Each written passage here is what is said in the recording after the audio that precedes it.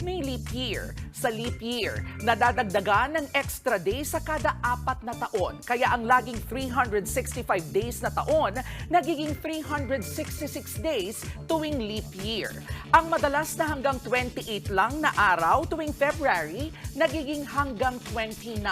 Paliwanag po kasi ng mga astronomer. Sa totoo lang ay umaabot lang kasi ng 23 hours at 56 minutes ang pag-ikot ng mundo sa isang araw. Kaya kung titignan sa bawat araw, kulang po talaga tayo ng 4 na minuto para makabuo ng 24 hours. Iyong 4 na minuto na yon, kapag inipon sa isang taon, makakabuo ka na ng 6 na oras. At para makabuo ng isa pang araw, kailangan bumilang ng 4 na taon.